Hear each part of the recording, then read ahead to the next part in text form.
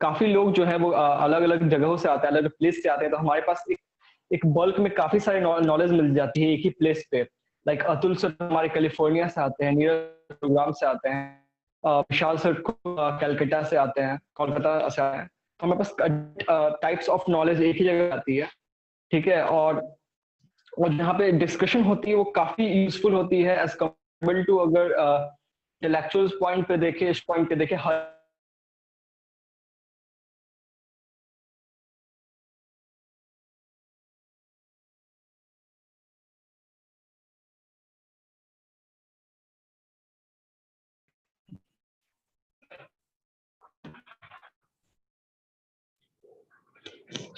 हमारे साथ आज न्यू मेंबर जुड़े हुए हैं, कनेक्टेड है। तो विशाल विजय राज ज्वाइन किए हैं। तो स्टार्ट करते हैं। फर्स्ट विशाल, क्या आप इंट्रोडक्शन दोगे अपना? आप इस कम्युनिटी में आप नए हो शायद।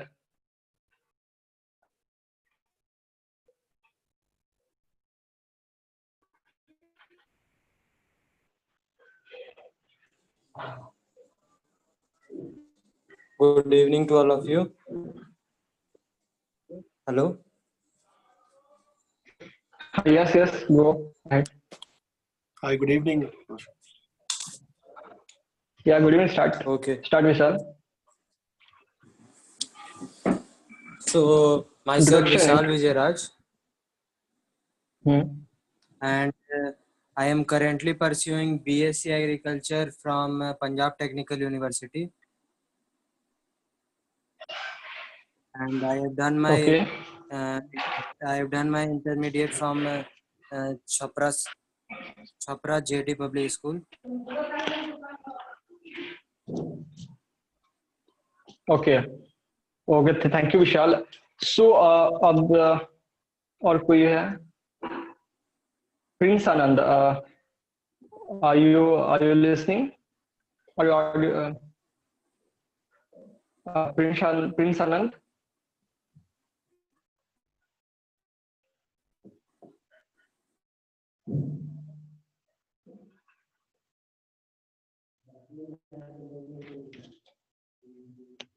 हाँ, तो हम अभी स्टार्ट कर रहे थे। जैसे अभी हम लोग स्टार्टअप पे अभी सेशन स्टार्ट किए हुए थे। लाइक अभी हमारा 13th डे है स्टार्टअप सेशन पे। तो हम लोग डिस्कशन अभी कर रहे थे कि कैसे स्टार्टअप होता है। काफी सारी डिस्कशन हुई थी। जिसको भी जो नए हैं वो हमारी यूट्यूब चैनल है, ग्रुप पे आपको लिंक मिल जाएगी, तो आप वहाँ पे जाके चेक कर सकते हो कि आपको अगर एक्स्ट्रा आपको जो भी प्रीवियस जो डिस्कशन है वहाँ के जो भी वीडियो देखने होंगे। पिछले लाइक प्रीवियस डे स्टार्टिंग हम लोगों ने डिस्कस किया था कम्युनिटी बिल्डिंग की। स्टार्टअप कैसे कम्युनिटी कैसे स्टार्टअप को काफी इम्प्रूवमेंट करता है, कैसे कम्युनिटी बिल्डिंग आपको स्टार्टअप डेवलप करने में और डिफरेंट टाइप ऑफ थिंग्स में इम्प्रूव करता है। ओके, सो उसी में सेम स्टार्टअप सेशन में हम लोग आज आगे भी कंटिन्यू करेंगे। तो हमारे साथ अतुल सर है। तो sir please can you start?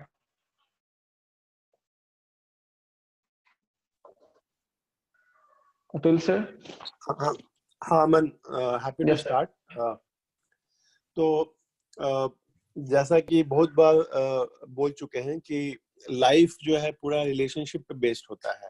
आप फैमिली हो, फ्रेंडशिप हो, स्कूल हो, कॉलेज हो, बिजनेस हो या स्टार्टअप हो, रिलेशनशिप्स है तो स्टार्टअप आपका स्टार्ट होगा। रिलेशनशिप नहीं है तो चलता हुआ स्टार्टअप भी बंद हो जाएगा। जैसे कि स्कूटर या बाइक कोई स्टार्ट करते हैं तो आपको ध्यान होगा आजकल तो ऑटोमेटिक आ गया, बट जितने ज्यादा पुराने हैं आपको ये करना पड़ता है, उसको जंप स्टार्ट करना पड़ता है कि आप उस पर 2-3 बार ये करोगे। और अगर काफी दिनों से ठंड में रखा हुआ है स्कूटर या बाइक या इवन कार तो स्टार्ट नहीं होता है। तो आपको 2-3 बार आपको उस पे पैडल उस पे मारना पड़ता है पैर से, तब स्टार्ट होता है। तो स्टार्टअप भी वैसा ही चीज है कि अगर कि आपको स्टार्ट करने के लिए थोड़ा सा स्टार्टिंग में तो मेहनत ज्यादा लगेगा। एक बार आपने स्टार्ट कर दिया या गियर वाली गाड़ी है, मान लीजिए कि आपने न्यूट्रल से फर्स्ट गियर सेकंड गियर पे ला दिया तो धीरे धीरे चलेगा। स्टार्टिंग में ऐसे चलाना भी चाहिए कि न्यूट्रल से अचानक आप 4th गियर पे 3rd गियर पे ले जाओगे तो फिर भी बंद हो जाएगा या एक्सीडेंट हो जाएगा। तो न्यूट्रल से 0 से 1 पे ले जाना है, यानी कि 1st गियर पे लाना है, धीरे धीरे स्टार्ट होगा। उसके बाद जब गली से या आपके अपार्टमेंट से जहां पे भी है वहां से अब आप मेन रोड पे जब आते हैं तो आपको फिर मेन रोड के हिसाब से स्पीड बढ़ाना पड़ेगा तेजी से, क्योंकि उस रोड में बाकी गाड़ी ज्यादा तेज चल रही है और आप उसी स्पीड से चलाओगे जिस तरह से आप अपने गली में चला रहे थे या अपने गराज में या अपने घर के आसपास चला रहे हो तो फिर एक्सीडेंट हो जाएगा। तो जैसे ही आप रोड पे जाते हो तो जिस तरह का रोड है, अगर सिंगल लेन डबल लेन है तो उसकी स्पीड से, हाईवे है 4 6 8 लेन का, तो खटाक से स्टार्टिंग में आपको जो स्लो लेन का जो लेन होता है, सबसे किनारे वाला लेन, उस पे आपको चलना चाहिए ताकि आप ट्रैफिक के साथ स्पीड में पकड़। बट एक बार जब आप पिकअप पर स्टार्टअप का जब स्पीड आपका पकड़ते जाएंगे तो आपको फिर लेन धीरे धीरे बदल सकते हैं। जैसे यहाँ यूएस में लेफ्ट चलता है, इंडिया में राइट करते हैं, उल्टा हम लोग गाड़ी यहाँ चलता है। तो अपना लेन चलते जाइए, चेंज करते जाइए हायर वाले स्पीड वाले लेन पे। तो स्टार्टअप का बेसिकली स्टोरी यही है कि स्टार्ट करने के स्टार्टिंग में थोड़ा उसको किक स्टार्ट करने के लिए थोड़ा जोर लगाना पड़ता है। उसमें लोग कभी कभी मदद भी लगना चाहिए, कभी कभी नहीं चल रहा है तो लोगों से बोल के आपको अपनी गाड़ी को, स्कूटर को, बाइक को ठहलवाना पड़ेगा। कार भी कभी कभी बन जाती है तो कुछ पीछे से लोग पुश करते हैं तो फिर चल जाती है, तो फिर इंजन स्टार्ट हो जाता है। तो स्टार्टअप का स्टोरी सिमिलर है कि अगर आप स्टार्ट करने के लिए, जंप स्टार्ट करने के लिए स्टार्टअप को आपको थोड़ा सा एफर्ट लगाना पड़ेगा, हेल्प भी लेना पड़ सकता है लोगों का। एक बार जब स्टार्ट हो गया, न्यूट्रल से वो 1st गियर आ गया, फिर 2nd गियर, 3rd गियर, उसके बाद फिर आपको हाई स्पीड बढ़ाना पड़ेगा। तो स्पीड बढ़ाना जो उसको हम बोलते हैं कि स्टार्ट हो गया, अब उसको स्केल अप करना है कि कैसे ज्यादा से ज्यादा आपके कस्टमर बढ़े, ज्यादा से ज्यादा क्लाइंट बढ़े, ज्यादा से ज्यादा आपके टीम बने कि आपका स्टार्टअप बढ़ाओ। तो मेरे ख्याल से अगर आप किसी 2 व्हीलर या 4 व्हीलर किसी, या इवन प्लेन को ही लीजिए, प्लेन भी आप, प्लेन का एग्जांपल सब लोगों ने एक्सपीरियंस किया होगा। जब प्लेन स्टार्ट होता है तो आप देखते हैं प्लेन का बहुत बड़ा रनवे होता है, तो उस रनवे में प्लेन के पास घुमाने का टाइम चाहिए। प्लेन को स्टार्ट करने के अचानक प्लेन उड़ता नहीं है, प्लेन को रनवे पे काफी देर तक प्लेन चलता है, स्पीड पर करता है, राइट स्पीड पे आने पे और फिर अचानक वो टेक ऑफ करता है। वो startup is like a plane कि टेक ऑफ करने के पहले आपको रनवे पे आपको काफी कुछ देर तक चलाना पड़ेगा, स्पीड राइट स्पीड पे लाना पड़ेगा। उसके बाद फिर टेक ऑफ स्पीड, अब वो टेक ऑफ पॉइंट क्या है, बहुत लोगों को वो नहीं पता चल पाता है कि टेक ऑफ पॉइंट है। तो जो एक्सपीरियंस पायलट है उनको एग्जैक्टली पता है कि अब सही स्पीड पे हम आ गए हम, और जो ना टेक ऑफ वाला जो अपने प्लेन में वो जो लीवर्स घुमा दिया तो अचानक प्लेन टेक ऑफ हो जाएगा। तो वही स्टार्ट हो, तो टेक ऑफ वाला स्टेज हम बोलेंगे स्केल अप वाला स्टेज हो गया कि अचानक हम बिग लीग में आ गए, बस आसमान में उड़ रहे हैं। लेकिन ज्यादातर स्टार्टअप ग्राउंड मोड में ही चलते चलते ही बैठ जाते हैं, 6 महीने 1 साल, कुछ 2-3-4 साल चलते हैं। But over period of time majority of the startup, 90% से ज्यादा स्टार्टअप्स चल नहीं पाते हैं। मतलब कि स्टार्टिंग में बहुत धूम धड़ाके से उद्घाटन होता है, पूजा होता है, मिठाई खाते हैं, फोटो खिंचाता है, लेकिन बहुत सारे स्टार्टअप प्लेन की तरह से बीच में ही टेक ऑफ ही नहीं कर पाए। टेक ऑफ करना बहुत इंपॉर्टेंट है। Once you get take off stage पे पहुंच गए, उसके बाद भी चैलेंज है। आप प्लेन में आसमान में उड़ रहे हैं, लेकिन उड़ते समय भी वहां भी आपको रास्ते में क्लाउडी वेदर आ सकता है, वेदर खराब हो सकता है।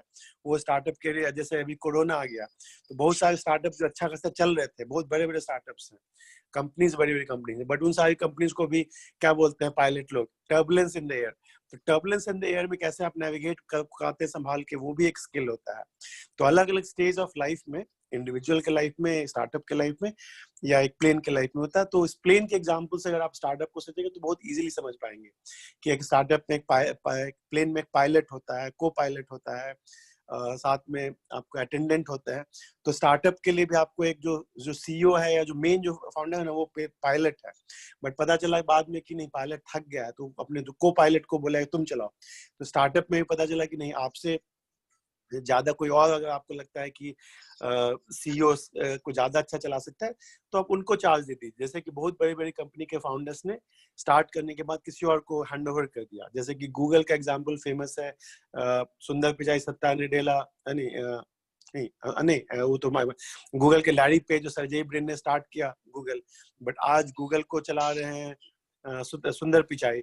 तो उन्होंने सही जगह पे सही आदमी को हैंड ओवर कर दिया सबको। तो सही लोगों को रिक्रूट करना भी एक बहुत इंपॉर्टेंट पॉइंट है कि सो दैट कि गाड़ी आपके बिना भी चलते रहे, प्लेन उड़ रही है और आप आराम से बैठ के रिलैक्स कर रहे हो, मतलब क्या कहते हैं, एंजॉय कर रहे हो लाइफ। तो that is the dream of a startup. Plane को किसी तरह से टेक ऑफ कराना है, आसमान में जब आए तो टर्बुलेंट है तो उसको मैनेज करके बचा के ले आना है। और जो फाउंडर का ड्रीम ये होना चाहिए कि मैं आराम से बैठ के रिलैक्स करके पीछे बैठ के देखूं कि सीनरी देखूं कहाँ कहाँ प्लेन उड़ रहा है। That's my thank you sir. काफी अच्छी आपने स्टार्ट करी सर स्टार्टअप की। स्टार्ट आपने रिलेशनशिप से किया और उसको एंड आपने रिक्रूटमेंट से किया कि रिलेशन की स्टार्टिंग में आपको कैसे कैसे रिलेशनशिप बनाने पड़ेंगे लोगों से, फिर किस किस काफी अच्छे डायरेक्शन में हमारी आज की डिस्कशन को दिया है सर कि कैसे हम लोग स्पीड लेंगे, कैसे टेक ऑफ करती, लाइक एरोप्लेन का एग्जांपल सर ने लिया कि कैसे एरोप्लेन एक धीरे धीरे टेक ऑफ करती है। और उसी आपको स्टार्टअप भी अचानक नहीं कि आपने आज स्टार्ट किया, आपको इन्वेस्टमेंट मिल गया तो आप हर एक जगह उसको डिस्ट्रीब्यूट करते जो पैसे को मतलब बहुत तेजी से, ठीक है, उसको कैसे धीरे धीरे आपको मैनेज करते हुए ले जाना है। तो वो सारी चीजें इसमें इंक्लूड होती है। और प्लस रिक्रूटमेंट से लेके आपका को फाउंडर के कौन होगा, किसके साथ आप काम करोगे, सर ने सब पे फोकस किया। तो thanks for giving a very good direction to our discussion. So हमारे साथ अभिषेक जनता, तो इनको भी इन्होंने भी अपनी स्टार्टअप की है। तो सर आपका इस पे क्या कहना है सर? आप इस पे कुछ ऐड करना चाहते हैं अपना पॉइंट्स? अभिषेक सर।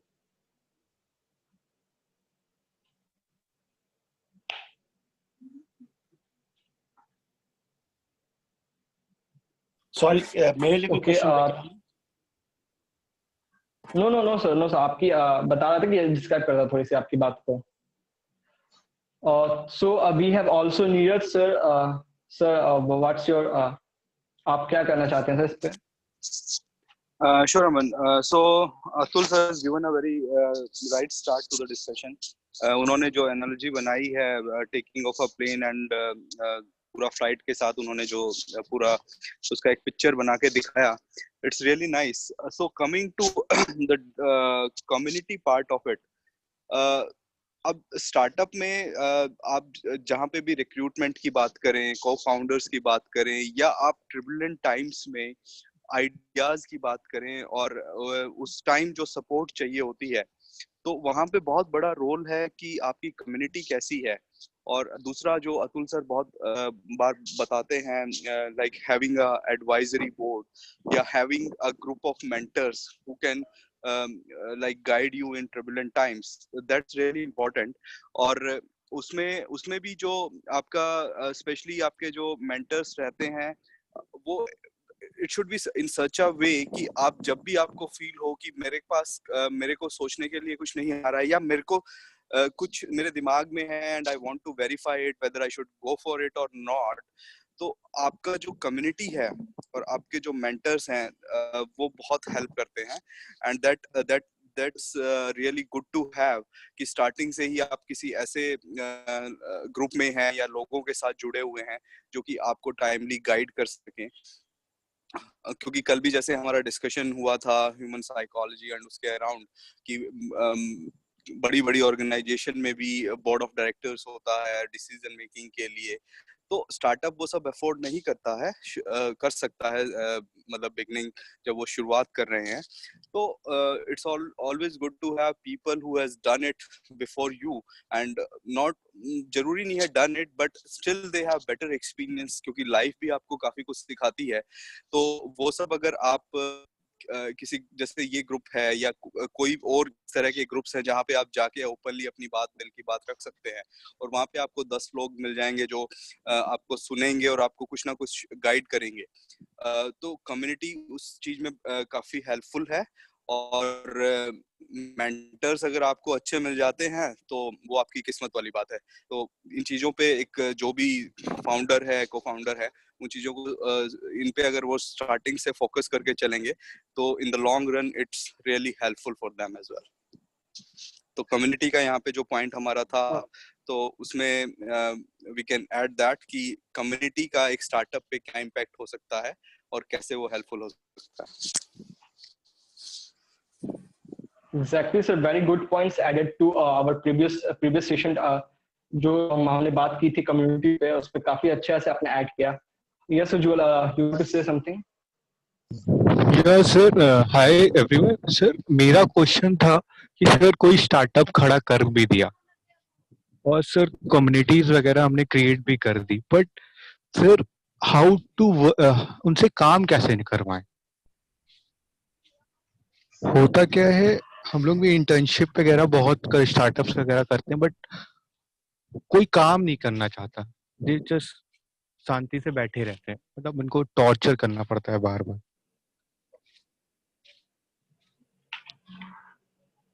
ओके उज्जवल, सो क्या आप ये कहना चाहते हो कि लाइक स्टार्टिंग में जैसे कि कोई भी इंटर्नशिप मतलब कोई देता है तो इंटर्नशिप सही से देता नहीं है, लाइक आपको कैंपस एम्बेसडर की पोस्ट दी जाती है कि उसके प्रचार को सेल्स वाली दी जाती है, या इससे परेशान हो कि आप बेसिक आपका क्या क्वेश्चन था, can you repeat it?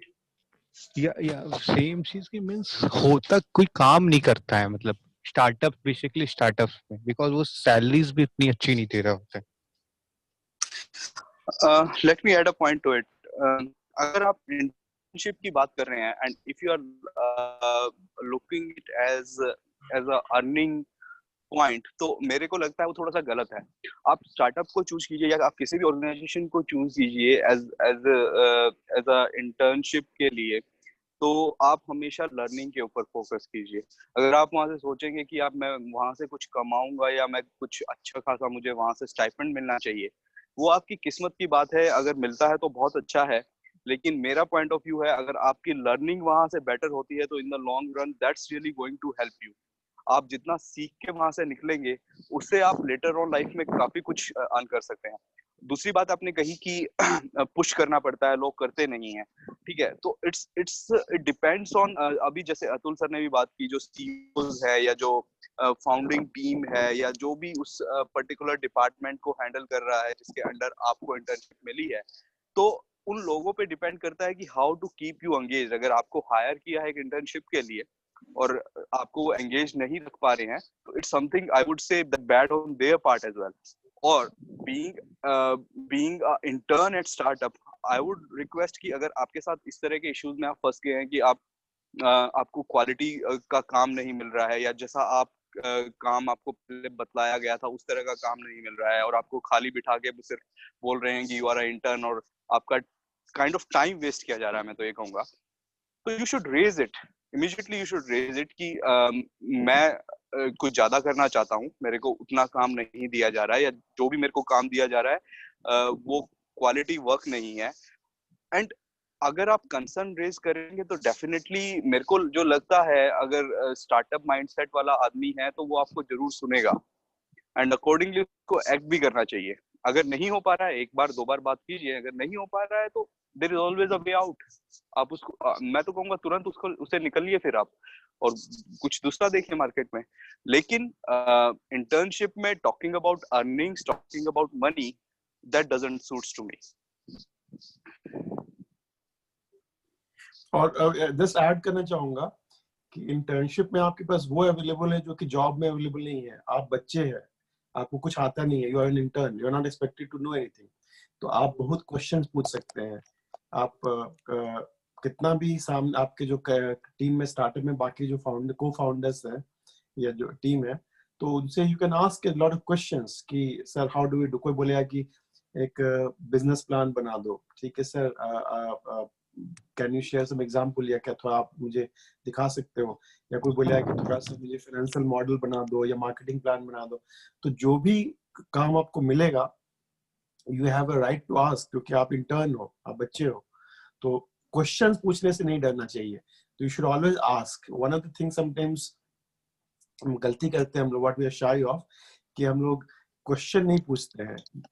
I don't know बोलने से लोगों को थोड़ा डर, लेकिन if you don't ask this question कि सर आई डोंट नो, या how do I do this, can you help me, या कैन यू गाइड मी, तो ये अगर आप नहीं पूछेंगे तो फिर ज्यादा सक्सेस नहीं मिलेगा लाइफ में. You have to be very inquisitive, very curious, and you have to have this attitude कि मैं क्वेश्चन पूछने में नहीं डरूंगा. तो आस्क आपके स्टार्टअप का फाउंडर हो, उनके मेंटर्स हो, जो भी आपके पास अवेलेबल है, लेकिन टाइम को उनके रिस्पेक्टफुली यूज कीजिए. ये नहीं कि उनका टाइम वेस्ट हो. तो you have to make sure कि आप वो अगर आपको टाइम दे रहे हैं आपके क्वेश्चंस का आंसर करने, तो उस टाइम का आप सही यूटिलाइजेशन करें. अगली बार जब आप दोबारा मिले तो उनको लगना चाहिए कि आपने उनकी बात को फॉलो किया और अगला क्वेश्चन जो पूछ रहे हैं वो पुराने क्वेश्चन के आगे बढ़ रहा है. You are making progress. नहीं कि आप सेम क्वेश्चन बार बार पूछोगे तो फिर लगेगा कि अच्छा इसको समझ में नहीं आ रहा है, मतलब ये समझ कुछ मेहनत नहीं कर रहा है. तो आपका इंप्रेशन स्टार्टअप में बहुत जल्दी फॉर्म होता है क्योंकि छोटी टीम होती है. तो उसमें आपको बहुत बड़े कंपनी में क्या है कि 1 लाख लोग काम कर रहे हैं, 10,000 लोग काम कर रहे हैं, तो आप किसी कोने में क्या कर रहे हो नहीं कर रहे हो किसी को नहीं पता. पर स्टार्टअप में सीईओ को भी पता है कि आप क्या कर रहे हो, आपको भी पता है कि सारे लोगों को सब कुछ पता होता है. तो आपकी काफी हाई लेवल ऑफ विजिबिलिटी है. तो उसमें आपके पास बहुत अच्छा अपॉर्चुनिटी है कि show your best to the world, कि आप कितने हार्ड वर्किंग हो, सिंसियर हो, स्मार्ट हो, जो भी आपकी पॉजिटिव नॉलेज है, उस पॉजिटिव एट्रीब्यूट्स को अर्ली डेज में ही आपने दिखा दिया तो फिर आपको और काम मिलेगा. और क्या, और काम मिलेगा. तो आप स्टार्टिंग में अर्न कर लिया, ट्रस्ट अर्न कर लिया, लोगों का कॉन्फिडेंस अर्न कर लिया, तो आपको आपका जो वर्कलोड बढ़ेगा, साथ ही आपको सीखने का अपॉर्चुनिटीज भी बढ़ेगा. And that's how you grow. कि काम मिला आपको मतलब कि 10 मार्क्स का और आपने एकदम 20 मार्क्स कर दिया. डाउनसाइड ये है कि सारा काम आपको बढ़ते जाएगा लोड. अपसाइड ये है कि आप तो स्टार्टअप गए ही हो सीखने के लिए एज ए इंटर्न, तो डाउनटर्न तो है ही नहीं. जितना ज्यादा आपको काम मिलते जाएगा उतना मजा भी आएगा, सीखोगे भी. Right? Hopefully I agree Neeraj and others. Yes sir. Atul sir yes ने सर. जो बात कही है उसी पे एक चीज ऐड करना चाहूंगा. अभी आजकल है ना एक नए तरीके के इंटर्नशिप का पैटर्न्स मैंने देखा है. मैं कहीं तो किसी प्लेटफॉर्म पे था, मुझे याद नहीं आ रहा एग्जैक्टली. तो वहां पे मतलब यही सब इंटर्नशिप और इन सब चीजों को लेके बात हो रही थी. तो एक प्रोएक्टिवनेस का कल्चर बहुत बहुत ही एमर्जिंग है आई वुड से, और बहुत जल्दी से इवॉल्व हुआ है टू सम एक्सटेंट. एक लड़का इंटर्नशिप के लिए आया, उसने सीधा बोला कि मैं आपके बारे में बहुत कुछ देख के आया हूँ, आपका इंटरनेट पे बहुत कुछ स्टडी करके आया हूँ आपके बारे में, मैंने आपकी वेबसाइट देखी, मुझे आपकी वेबसाइट पसंद नहीं आई. If you give me opportunity मैं इसको रियली एक लाइवली और एक बहुत अच्छी मतलब वेबसाइट बना सकता हूँ. तो एकदम से जो वो फाउंडर था जो स्टार्टअप का, ही वाज इम्प्रेस्ड.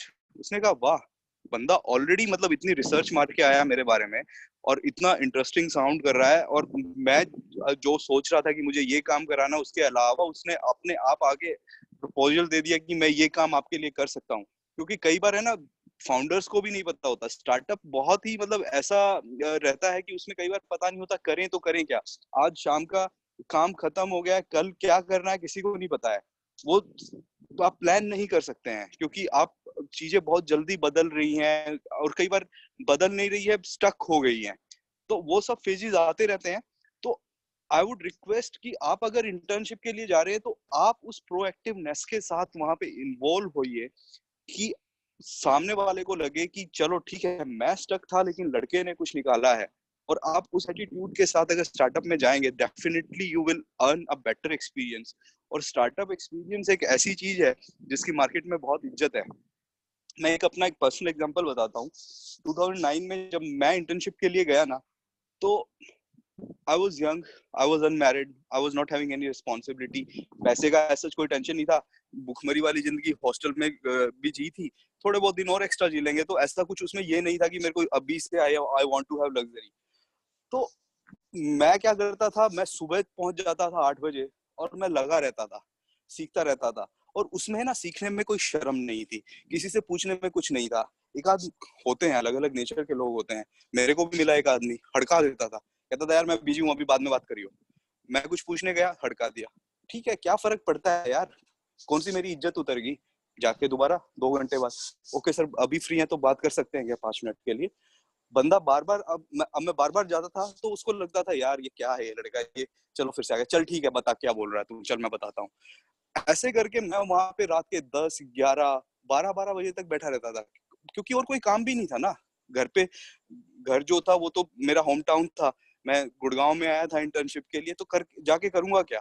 अय्याशी तो बहुत 4 साल की है ना, कॉलेज में रोज दारू पीते थे शाम को, अब थोड़े बहुत दिन अगर कुछ मौका मिला तो कुछ करके दिखा दो। तो उस एटीट्यूड के साथ मैंने वहां पे काम किया। एंड वन फाइन डे, मेरे लास्ट डे चल रहे थे इंटर्नशिप के, तो जो मैनेजर था, जो डेवलपमेंट मैनेजर था, जो जिसके अंडर मैं काम कर रहा था, उसने मुझे बहुत काम देना शुरू कर दिया था पिछले मतलब लास्ट 1-2 महीने में। तो उसने मुझे बोला, उनका एक बहुत सीनियर डेवलपर था, मैं उसका नाम भूल रहा हूँ, सम क्रिश्चियन गाय, तो उसने कहा कि यार अगर मैं ये काम उसको देता हूँ तो वो मुझे टाइम एस्टिमेट देता है 5 दिन का, और अगर मैं ये काम तेरे को देता हूँ तो टाइम एस्टिमेट नहीं देता है, क्योंकि तेरे को वो भी देना नहीं आता है, लेकिन तू वो काम 1 दिन में कर देता है, वो मुझे पता है, तो मैं उसको काम क्यों दूंगा, मैं तेरे को ही दूंगा। तो आपको भी उस तरीके से उस चीज में घुसना पड़ेगा अगर आप स्टार्टअप में या कहीं पे भी किसी भी एनवायरनमेंट में इंटर्नशिप के लिए जा रहे हैं, कि अपॉर्चुनिटीज को आप खुद खोद के निकालो, बजाय कि आप सामने वालों पे देखो कि वो मुझे कुछ देगा या ये तो मेरा टाइम वेस्ट करा रहा है। या सर, एग्जैक्टली सर, जो आप बोल रहे हैं वही मैं अभी जो एक नई स्टार्टअप ही कंपनी है उसमें मैं इंटर्न हूँ, तो मैंने उसमें देखा। बट सर मुझे कोऑर्डिनेशन नहीं आ पा रहा था, मतलब अभी तो मुझे काफी राय आपसे मिल गई है।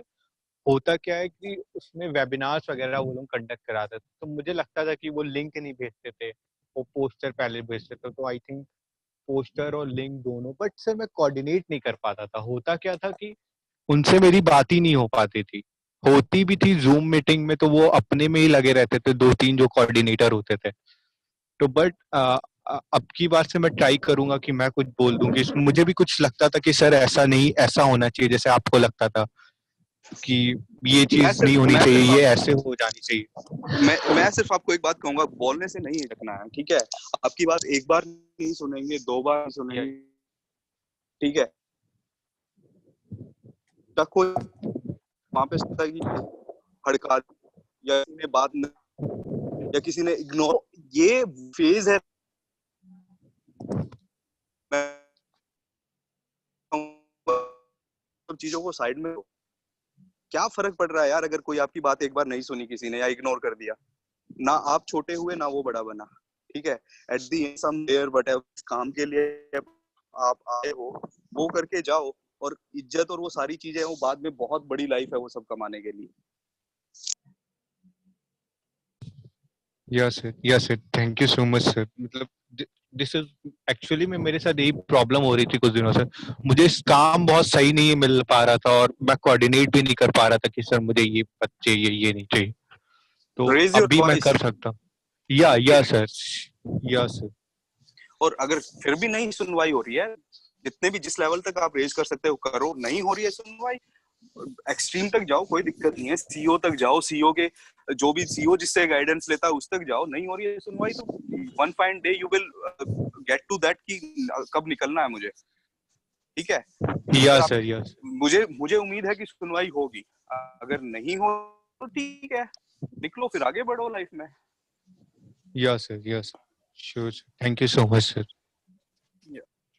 Very good points added by सनीरज sir. One more thing sir, मैं भी एक और चीज देखता हूँ सर कि आजकल जो कंपनीज है, या फिर स्टार्टअप हो या फिर कोई अच्छी कंपनीज भी हो, मोस्टली फोकस करती है सर कैंपस एम्बेसडर के लिए, ना कि आपको कोई अच्छी पोस्ट देती है लाइक मार्केटिंग ऑपरेशन या ग्राफिकल या digital marketing, different types of post नहीं देती है, बट आपको एक कैंपस एम्बेसडर बना देती है, ठीक है? उसका फिर बोलती है आप ये करो, इसको प्रमोट करो, इसको ग्रुप में भेजो। तो वहां पे आपकी लर्निंग काफी रुक सी जाती है। लाइक अगर मैं बात करूं first year second year students की, धीरे धीरे आपको ग्रो अप होता है तो आपको पता चलते रहता है कि हाँ क्या चीज होता है, बट एट द स्टार्टिंग आपको कैंपस सेमेस्टर इज बेस्ट, और कि या फिर दूसरी भी इंटर्नशिप होनी चाहिए। लाइक अगर मैं बेस्ट, अगर टॉप प्रोवाइडर से इंटर्नशिप की, लाइक इंटर्नशाला हुआ, फ्रैप हुआ, तो ये सब जगह पे आप क्या क्या करना चाहते हो sir? Anyone wants to add any points? तो कैंपस एम्बेसडर इसलिए देती हैं कंपनी स्टार्टअप्स, क्योंकि आपके लिए आसान है, सूट करता है।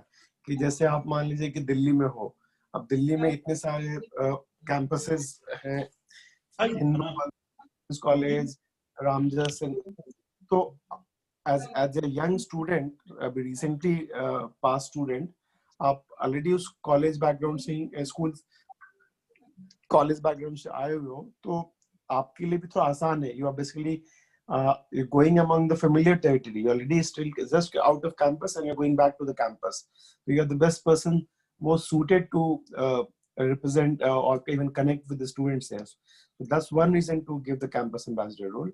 And the other reason is कि बहुत सारे लोगों को काम अभी डिफाइन नहीं हो पाया होता है कि क्या क्या कराना है.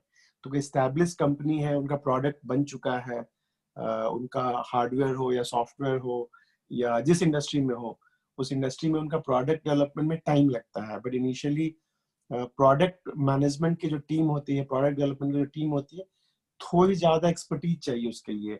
प्रोडक्ट मैनेजमेंट का मैंने कोर्स किया था कुछ महीने का, तो बहुत सारी डोमेन्स के थ्रू आपको जानना पड़ेगा. तो आपको उस प्रोडक्ट मैनेजर का जो रोल हो, चाहे उसके भी नीचे मान लीजिए प्रोग्राम मैनेजर, प्रोजेक्ट मैनेजर, तो उसके लिए एक्सपीरियंस चाहिए.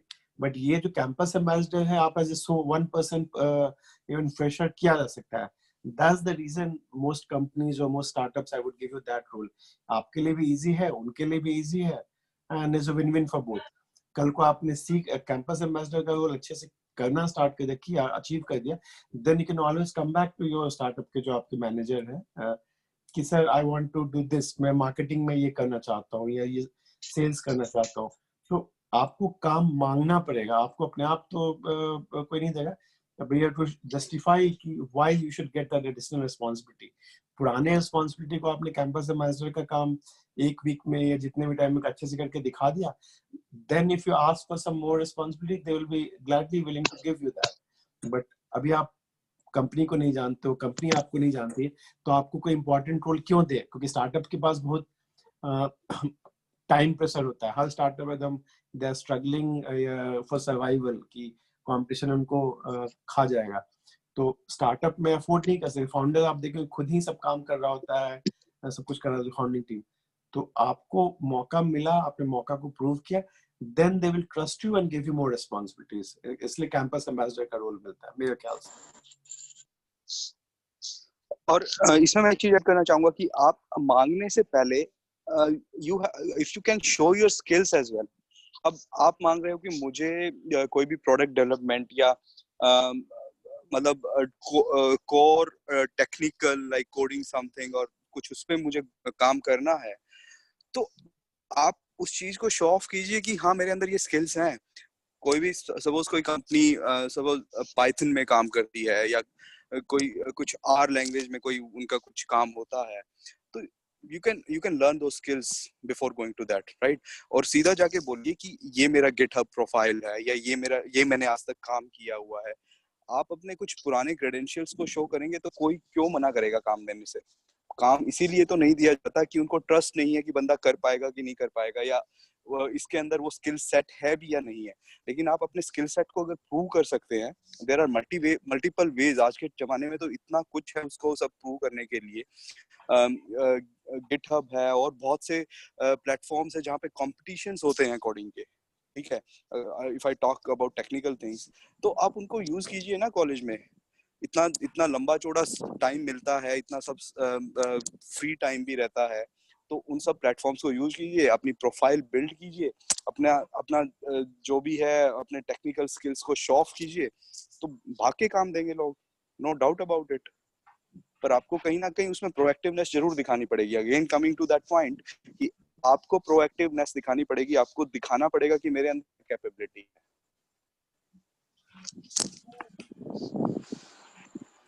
Okay, thank you. काफी अच्छी पॉइंट्स ऐड किए आपने प्रोएक्टिवनेस के बारे में. Okay, so Ravi Kumar, we have Ravi Kumar. So yes, you want to add something? Yes. So अभी जो डिस्कशन चल रहा था उस पे भी मैं एक थोड़ा सा पॉइंट ऐड करूंगा कि इंटर्नशिप में the individual who is going for the internship in a particular company, there is a two way it happens. One, when company give you a task to do it, okay, in internship. One. Second is like आपको company के अंदर में एक assign होता है particular person की you will be doing internship under this manager और under this particular person. तो आप ये भी ट्राई करने का कोशिश करो to make your internship more effective, कि वो डेजिग्नेशंस या वो पर्सन्स को what he is feeling short of, और वो अपने डे टू डे लाइफ में क्या ऐसा चीज है जिसको वो प्रॉब्लमेटिक लग रहा है, and can you give a solutions to that problem in that particular period of time, maybe 2 months or 3 months. That will help you in like getting an edge in terms of your internship. Like what I did exactly in my MBA days. Okay, I did my internship in Luminous. So at that time Luminous had a tie-up with Schneider Electric, and they introduced with the electrical appliances in Indian market. And at that time Havels and more of the company was there who were already in rural markets. I have given the market of rural market, and already they were there. So I was, along with me there are 4 other members who were part of that internship, and we interacted with directly GM, general manager of the Luminous in Kolkata, and we deliberately asked him what problem that you are facing. Out of 4 or 5 we will choose one to have our internship topic. And there he expressed that the electricians which are using the products of other brands or maybe Luminous is not associating with the brand. So I want to carve that niche, like how I can associate electricians with the brand itself. And then we propose some things like a loyalty program we can run, or something else we have proposed at that time, which is implemented at Luminous at that time, which is running right now also in Luminous as a loyalty program, which we presented in our internship. So likewise, 2 things is that when you go for the internship, there will be fixed scenario given by the company or the manager under whom you are going to do internship. These things you have to do. To go an extra mile and ask what are the problems they are facing in day-to-day life to make out of it, which they are unable to. So there you can give the solutions which will make an impact on the particular person, as if to retain you as in the company like that. Hope I am clear with the points which I want to make. Okay, thank you for adding a value to this discussion. अमन मैं एक point और add चाहूंगा, मुझे याद Yes sir, yes sure sir, yes sir. 2-3 साल पहले की बात है, मेरे अंडर 3 इंटर्न्स आए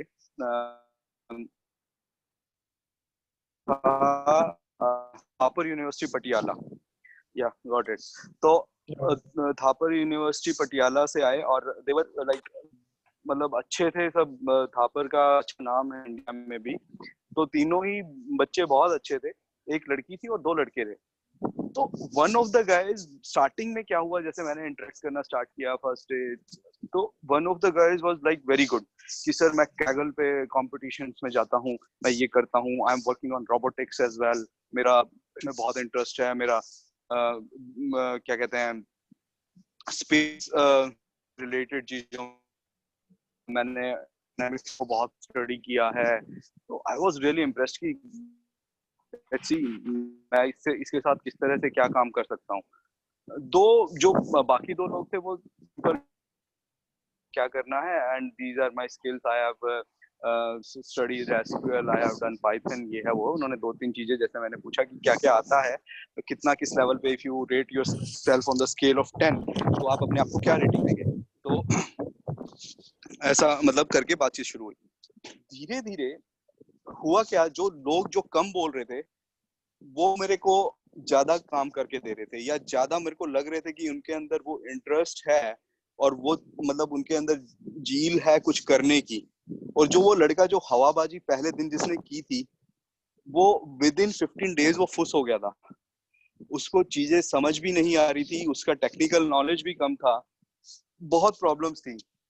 तो मैं ये पॉइंट ऐड जरूर करना चाहूंगा कि आप अगर अपने आप से रेडी नहीं है उस लेवल के लिए, तो शो ऑफ नहीं चलता है। शो ऑफ 2 दिन चलेगा, 4 दिन चलेगा, कहीं ना कहीं आप पहचान में आ जाओगे। तो better to be prepared in advance. College से जब स्टूडेंट्स निकलते हैं ना, उनको आज के टाइम पे बहुत, क्योंकि इंटरनेट बहुत इजीली अवेलेबल है, बहुत तरह की बातें होती हैं, बहुत तरह के कहीं कहीं वेबिनार्स में घुस जाते हैं, कहीं तो 1000 तरह के है ना वो जार्गन्स जो होते हैं ना इंडस्ट्री के, वो पकड़ लेते हैं बहुत जल्दी कि ये 4 बातें आजकल चल रही हैं। रोबोटिक्स की बात होती है, बिग डेटा की बात होती है, मशीन लर्निंग, आर्टिफिशियल इंटेलिजेंस की बात होती है, पाइथन की बात होती है, उसमें ये 4 चीजें बोली जाती हैं। तो वो जाके मैं तुरंत इंप्रेशन मार के और मैं अभी देखो अभी क्या करके दिखाता हूँ। लेकिन अगर आपको रियल ग्राउंड नॉलेज नहीं है, अगर आपको रियल कोड नहीं लिखना आता, आप 4 दिन में पकड़े जाओगे।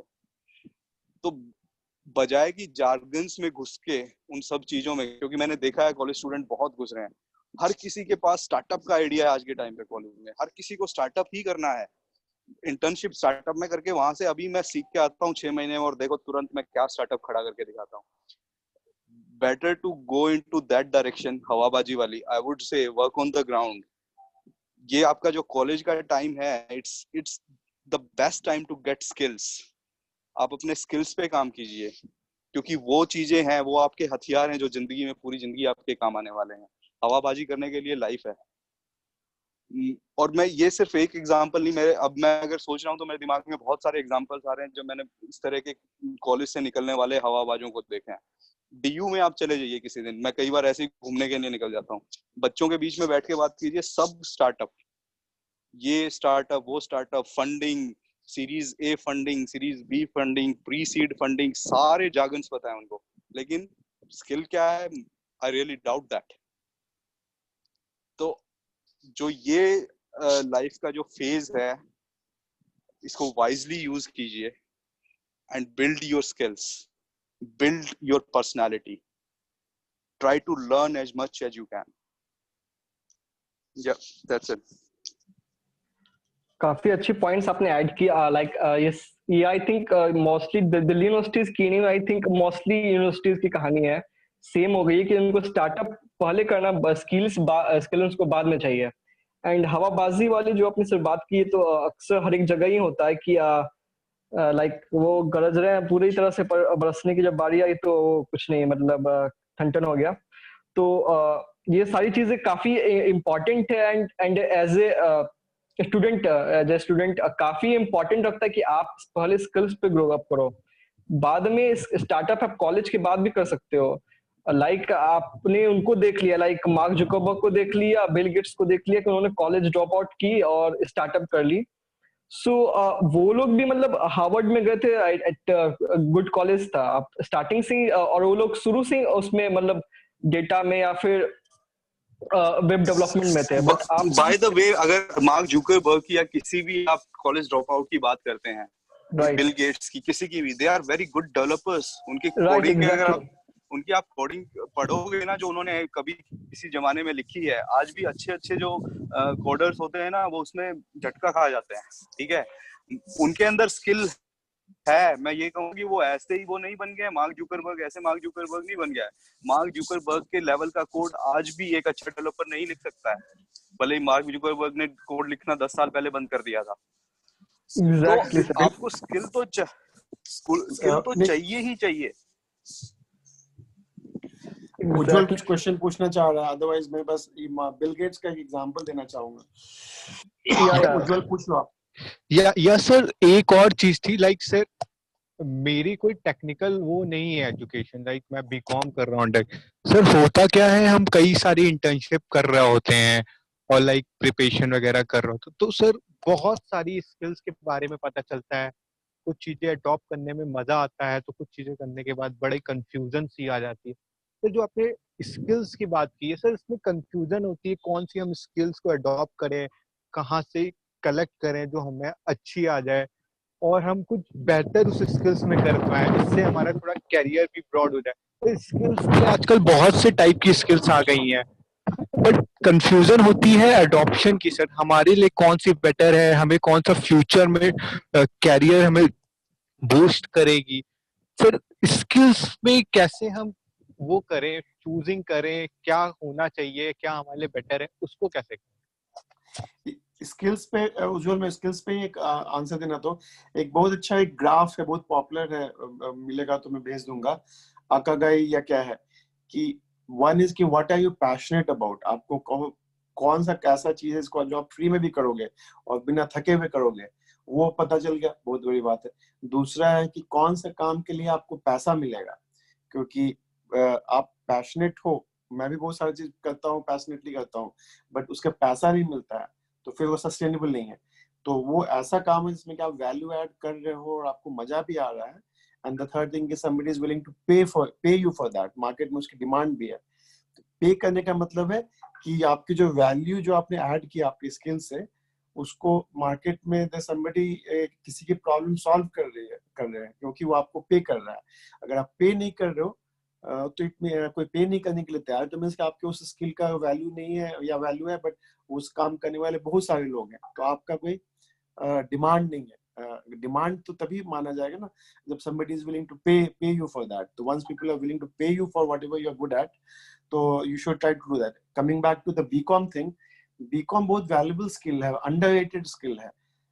BSc मैथ साइंस हो या फिजिक्स केमिस्ट्री हो या बीटेक हो, बट बीकॉम बहुत वैल्यूबल स्किल है। मैं बहुत सारे लोगों को जानता हूँ जो कि बीकॉम ही थे, बीकॉम थे, फिर कोई बाद में जाकर यूएस में या कि इंग्लैंड में वहाँ का बहुत सारे लोग सीए कर लेते हैं, उसके बाद फिर बहुत सारे लोग क्या कहते हैं कुछ कुछ और एमबीए कर लेते हैं। लेकिन बीकॉम का जो स्किल है बहुत वैल्यूबल है क्योंकि आप कॉमर्स है, बिजनेस का इज कॉमर्स, मतलब आप बेसिकली हिसाब किताब पढ़ा लिखे, चाहे जर्नल एंट्री हो, चाहे बैलेंस शीट हो, लेजर कैसे बनाना, तो वो ज्यादातर लोगों को नहीं आता है, पसंद नहीं। जैसे मुझे अकाउंटिंग एकदम पसंद नहीं है, बट बीकॉम जिसको पता है ना और सीरियसली अच्छा आता है, तो हर स्टार्टअप में, हर कंपनी में आपकी जरूरत है। Because every company need somebody to manage their accounts, maintain their. हो सकता है कि आपको बैलेंस शीट और प्रॉफिट एंड लॉस स्टेटमेंट हो सकता है आपको साइन नहीं करना क्योंकि उसके लिए चार्टर्ड अकाउंटेंट होंगे, लेकिन बीकॉम के रूप में आप थोड़ा बहुत तो आप एज इंटर्न तो काम कर सकते हो ना, आप सीख भी रहे हो साथ में क्योंकि आप बीकॉम हो, और साथ में किसी एमबीए के साथ या किसी चार्टर्ड अकाउंटेंट के साथ या कंपनी के जो इंटरनल कंट्रोलर हैं, फाइनेंस के जो सीएफओ हैं, उनके साथ आप काम कर सकते हो। तो बीकॉम का काफी वैल्यू है, but you have to find, और स्टार्टअप्स में आपके जैसे लोगों की बहुत जरूरत है बिकॉज स्टार्टअप्स के पास ज्यादा पैसा होता नहीं है। तो आप बीकॉम के रूप में आपको हर स्टार्टअप आपको काम देगा। मैं एक एग्जांपल भी देना चाहूंगा।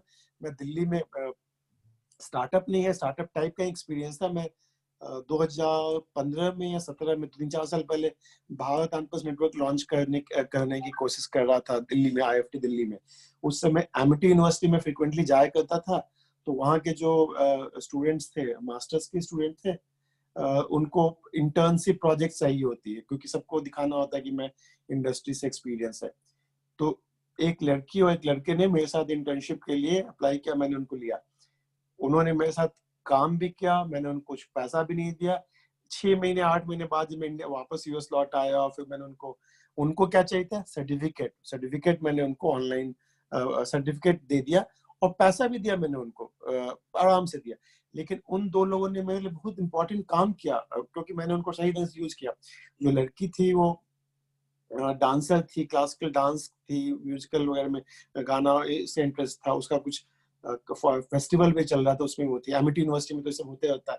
तो शी वाज द वन जो इवेंट में सी मैनेज द इवेंट। नहीं होता है कि सारे गेस्ट को आपको हैंडल करना पड़ता है या माइक लेके संभालना पड़ता है। तो she did such a terrific job कि आई वाज वेरी हैप्पी कि ये वैल्यू फॉर मनी।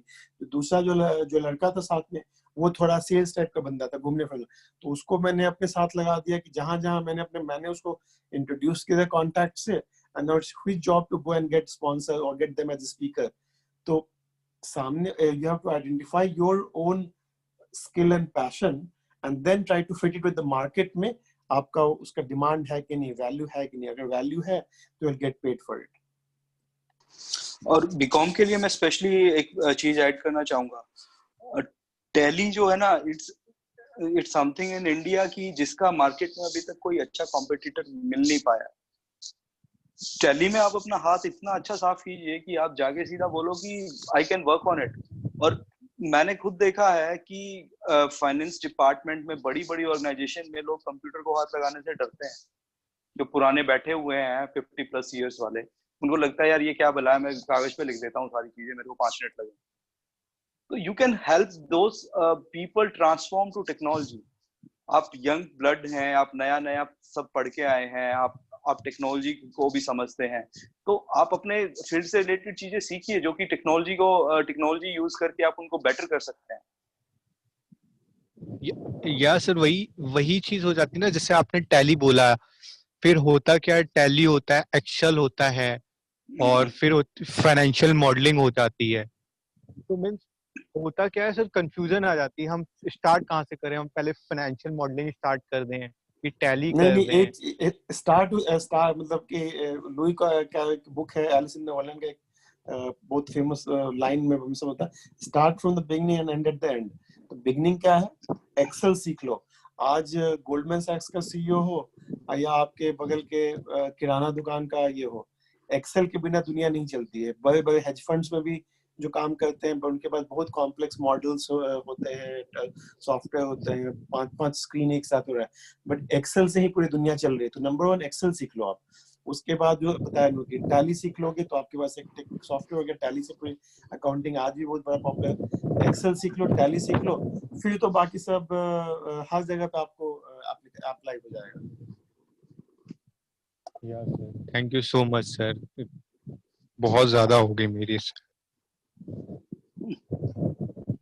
एक्सेल में मतलब कि थोड़ा अच्छे से सीखो कि केवल Excel not don't use it as a table की रोज एंड कॉलम्स। आपको एक्सेल में फॉर्मूलाज आना चाहिए, इफ देन एल्स के कमांड, पिवट टेबल्स बनाने आने चाहिए। मैक्रो सीख लोगे तो और भी अच्छी बात है। तो एक्सेल को अच्छे से सीखोगे तो तुम्हारा फाइनेंशियल जितनी भी तुम्हारी काम है ना as a BCom, lot of work can be done purely through Excel. कोई दुनिया की सॉफ्टवेयर नहीं, एक्सेल से ही काम हो जाएगा। लेकिन एक्सेल को अच्छे से सीखना पड़ेगा। बहुत सीखोगे एक्सेल में तो इतना कुछ किया जा सकता है एक्सेल से कि इमेजिन एक्सेल के बहुत सारे एड-इन्स भी आते हैं, अलग अलग चीजों के लिए आप एक्स्ट्रा इंस्टॉल कर सकते हो एक्सेल के साथ में। तो Excel itself can take you almost years of experience, still भी आपको लगेगा एक्सेल में बहुत कुछ सीखना बाकी है। क्या नीरज और बाकी लोग?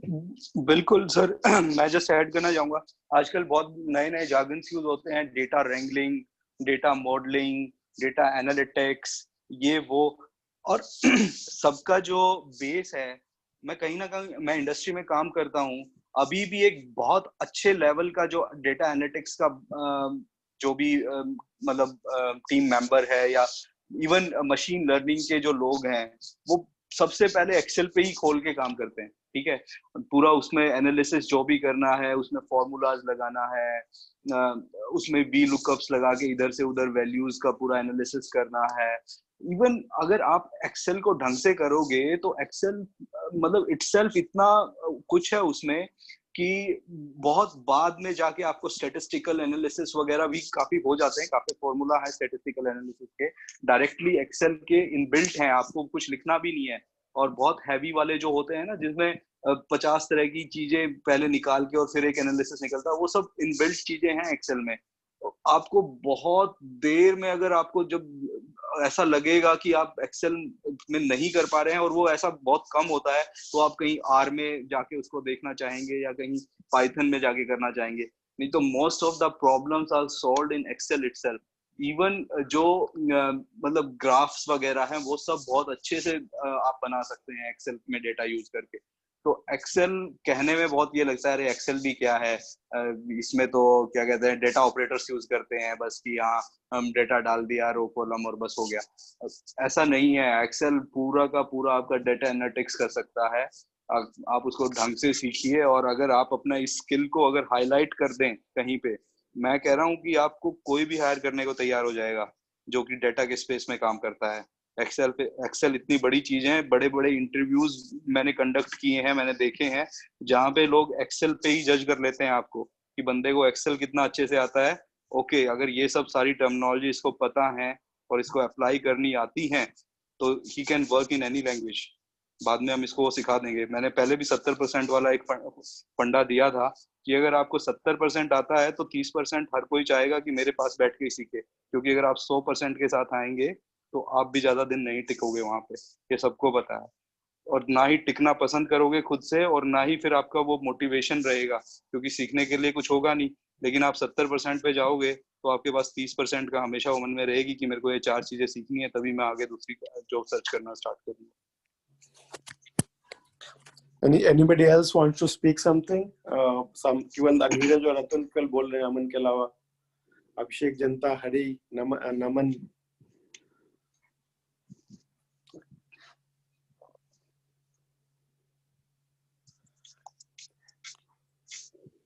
कोई कुछ नहीं बोल रहा है तो चलो मैं एक और एक्सेल की कहानी सुनाता हूँ। 2002 में मैं यूएस आया, जी कैपिटल में काम कर रहा था, कुछ काम कर रहा था। उसी बीच में मेरे जो बॉस थे, इंडियन बॉस थे, उनके एक बहुत बड़े बॉस थे, उन्होंने अचानक मुझे बोला कि कुछ काम उनसे मांगा था, और मेरे बॉस ने उनको मैं दे दिया। तो मैंने उनके लिए कुछ काम किया। क्या किया तो अल्टीमेटली वो काम क्या था, एक्सेल सीट में बहुत सारे डेटा को उस जमाने में एक्सेस से जो भी डेटाबेसेस में डेटा थे उसको एक्सेल में डालकर पिवट टेबल बनाकर और उसका फिर पिक्चर स्क्रीन मतलब बनाकर ग्राफ अच्छा सा पावर पॉइंट में चिपका के एक स्लाइड देना था मुझे। बिलियंस ऑफ डॉलर्स का पोर्टफोलियो में जी कैपिटल के उस बिजनेस में, जो जिसके मेरे जो बॉस थे वो सीएफओ के अंडर काम करते थे, बाद में वो सीएफओ बन गए, तो प्रेसिडेंट भी बन गए। तो उन्होंने वो काम बहुत सालों से लोगों से मांगा था, और उनका जो डेटा जो था वो एक मेन फ्रेम सिस्टम में होता था। तो मेन फ्रेम सिस्टम से वो डेटा उसने कहा अभी तक कोई मिलता नहीं था।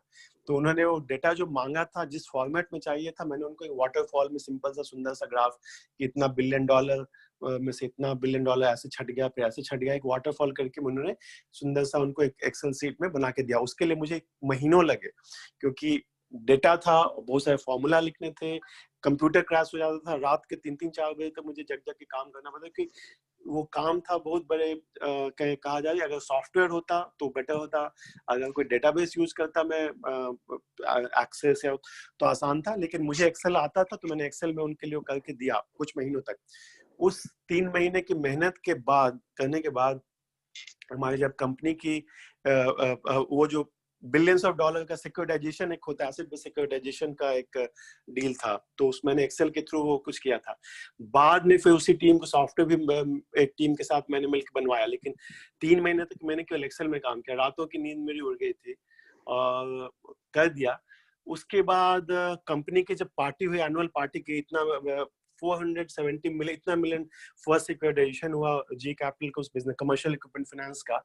तो कंपनी के एनुअल क्रिसमस पार्टी में बॉस ने अपने घर पे बुलाया था सारे लीडर्स को, जो उनके जो बॉस थे, मैनेजिंग डायरेक्टर कंपनीज के, बहुत सारे बड़े बड़े जी के लोग थे वहां पे, उसका और फैमिली के साथ। तो मेरी वाइफ के साथ जब गया था तो वहाँ सबके सामने पब्लिकली ने मेरे बॉस ने बोला, मेरी वाइफ को बोला कि without your husband we would not have had this party, कि आज ये इतनी बड़ी जो सिक्योरिटाइजेशन की जो 400-700 मिलियन की जो सिक्योरिटाइजेशन हुआ, एसेट बेस्ड सिक्योरिटाइजेशन, तो ये पार्टी नहीं होती अगर Atul, your husband Atul was not there.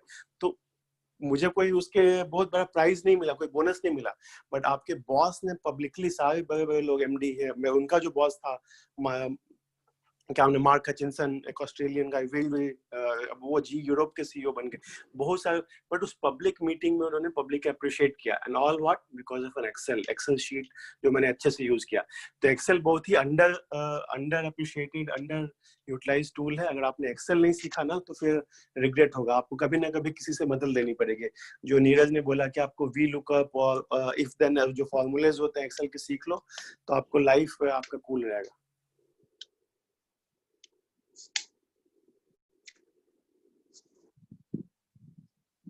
बाकी कुछ कोई बोले, क्योंकि मैं इसलिए बोल रहा था क्योंकि बाकी लोग बोले, प्लीज। हेलो। हाँ सर, मैं इसी पे एक पॉइंट,